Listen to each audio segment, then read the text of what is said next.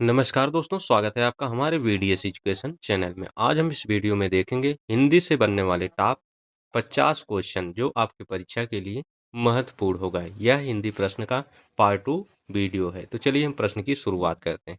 पहला प्रश्न है, गबन उपन्यास के रचयिता कौन है? इसका उत्तर है ऑप्शन ए प्रेमचंद, जिनका पूरा नाम मुंशी प्रेमचंद जी है। गबन उपन्यास के रचयिता मुंशी प्रेमचंद जी हैं। अगला प्रश्न है, चित्रलेखा किसकी रचना है? इसका उत्तर है ऑप्शन ए भगवती चरण वर्मा। अगला प्रश्न है, अंधा युग नाटक के रचयिता कौन है? इसका उत्तर है ऑप्शन ए धर्मवीर भारती। अंधा युग नाटक के रचयिता धर्मवीर भारती हैं।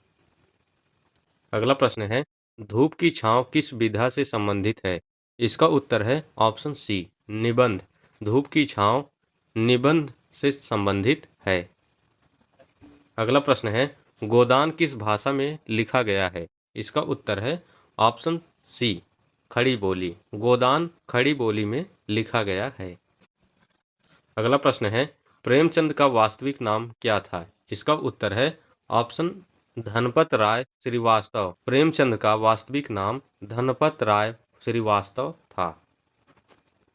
अगला प्रश्न है, आधुनिक हिंदी कविता का प्रवर्तक किसे कहा जाता है? इसका उत्तर है ऑप्शन डी निराला। आधुनिक हिंदी कविता का प्रवर्तक निराला जी को कहा जाता है। अगला प्रश्न है, राम की शक्ति पूजा कविता किसकी है? इसका उत्तर है ऑप्शन सी निराला। राम की शक्ति पूजा कविता निराला जी की है। अगला प्रश्न है, प्रेमचंद को उपन्यास सम्राट अगला प्रश्न है, प्रेमचंद को उपन्यास सम्राट किसने कहा?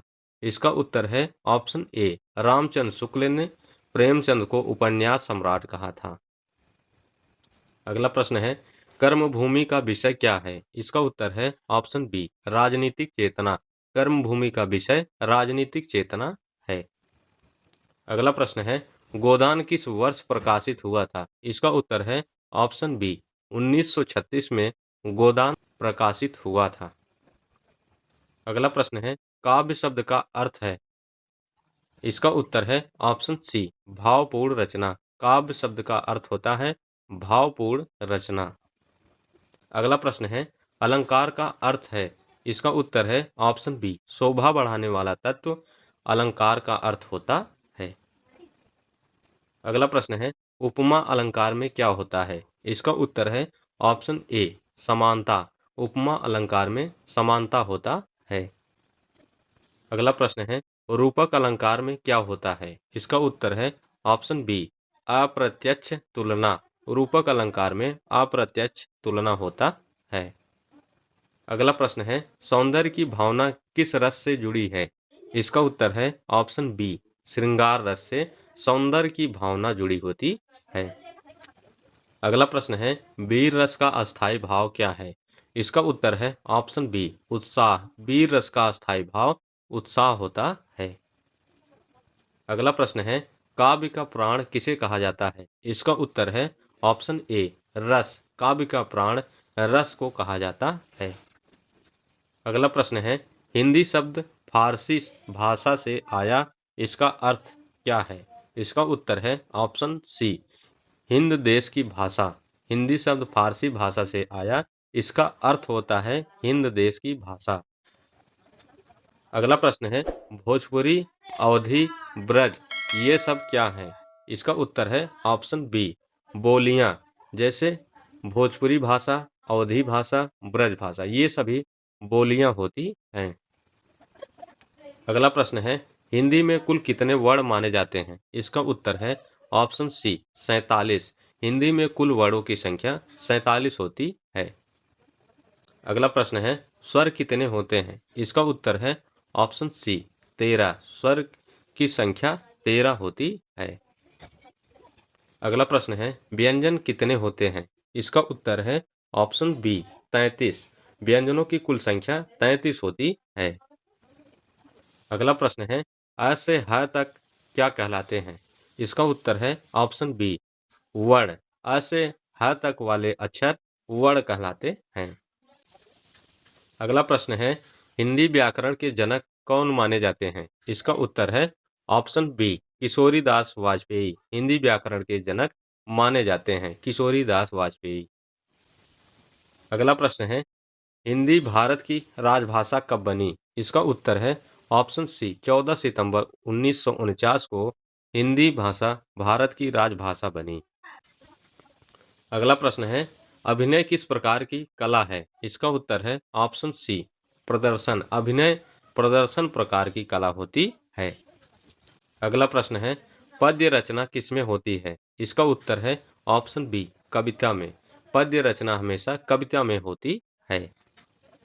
अगला प्रश्न है, गद्य रचना का अर्थ क्या होता है? इसका उत्तर है ऑप्शन बी बिना छंद की रचना होती है। अगला प्रश्न है, नाटक किसका मिश्रण है? इसका उत्तर है ऑप्शन ए गद्य और पद्य का मिश्रण होता है नाटक। अगला प्रश्न है, हिंदी में कहानी का प्रथम लेखक कौन माना जाता है? इसका उत्तर है ऑप्शन ए प्रेमचंद। हिंदी में कहानी का प्रथम लेखक प्रेमचंद जी को माना जाता है। अगला प्रश्न है, साहित्य शब्द किससे बना है? इसका उत्तर है ऑप्शन ए साथ धन हित। साहित्य शब्द साथ धन हित से बना होता है। अगला प्रश्न है, कविता का मुख्य तत्व क्या है? इसका उत्तर है ऑप्शन सी कल्पना। कविता का मुख्य तत्व होता है कल्पना। अगला प्रश्न है, महादेवी वर्मा को किस युग से जोड़ा जाता है? इसका उत्तर है ऑप्शन ए छायावाद युग से महादेवी वर्मा को जोड़ा जाता है। अगला प्रश्न है, छायावाद के 4 स्तंभ कौन हैं? इसका उत्तर है ऑप्शन बी प्रसाद, पंत, निराला, महादेवी। ये छायावाद के 4 स्तंभ होते हैं। अगला प्रश्न है, कविता की आत्मा क्या है? इसका उत्तर है ऑप्शन सी रस। कविता की आत्मा रस होती है। अगला प्रश्न है, रामचंद्र शुक्ल किस विधा से जुड़े हैं? इसका उत्तर है ऑप्शन ए आलोचना से। रामचंद्र शुक्ल आलोचना से जुड़े हुए हैं। अगला प्रश्न है, साहित्य लोक के लेखक कौन हैं? इसका उत्तर है ऑप्शन ए रामचंद्र शुक्ल। साहित्य लोक के लेखक रामचंद्र शुक्ल हैं। अगला प्रश्न है, हिंदी का महाकाव्य कौन सा माना जाता है? इसका उत्तर है ऑप्शन बी कामायनी। हिंदी का महाकाव्य कामायनी को माना जाता है। अगला प्रश्न है, वीर गाथा काल का दूसरा नाम क्या है? इसका उत्तर है ऑप्शन बी आदिकाल। वीर गाथा काल का दूसरा नाम आदिकाल कहलाता है। अगला प्रश्न है, हिंदी की जननी भाषा कौन सी है? इसका उत्तर है ऑप्शन डी अपभ्रंश। हिंदी की जननी भाषा अपभ्रंश कहलाती है। अगला प्रश्न है, हिंदी में कितने मात्राएं होती हैं? इसका उत्तर है ऑप्शन बी 3। हिंदी में 3 मात्राएं होती हैं। गद्य पद्यमय नाटक का उदाहरण है? इसका उत्तर है ऑप्शन सी अंधा युग। गद्य पद्यमय नाटक का उदाहरण होता है अंधा युग। अगला प्रश्न है, रसखान किस युग के कवि हैं? इसका उत्तर है ऑप्शन ए भक्तिकाल। रसखान भक्तिकाल के कवि हैं। अगला प्रश्न है, रहस्यवाद की प्रवृत्ति किसमें है? इसका उत्तर है ऑप्शन ए छायावाद में रहस्यवाद की प्रवृत्ति है। अगला प्रश्न है, सूरदास की भाषा कौन सी है? इसका उत्तर है ऑप्शन बी ब्रज भाषा। सूरदास की भाषा ब्रज भाषा है। अगला प्रश्न है, मीराबाई की भाषा कौन सी है? इसका उत्तर है ऑप्शन डी ब्रज भाषा। मीराबाई की भी भाषा ब्रज भाषा है। अगला प्रश्न है, कबीर की भाषा क्या है? इसका उत्तर है ऑप्शन बी सधुक्कड़ी। कबीर की भाषा सधुक्कड़ी है। अगला प्रश्न है, भक्ति काल को और किस नाम से जाना जाता है? इसका उत्तर है ऑप्शन ए स्वर्ण युग। भक्ति काल को स्वर्ण युग के नाम से भी जाना जाता है। अगला प्रश्न है, रीतकाल का प्रमुख विषय क्या था?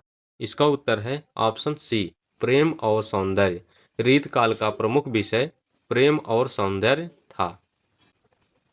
आज का अंतिम प्रश्न है, आधुनिक हिंदी साहित्य का प्रारंभ किससे माना जाता है? इसका उत्तर है ऑप्शन ए भारतेंद्र हरिश्चंद्र युग से आधुनिक हिंदी साहित्य का प्रारंभ माना जाता है।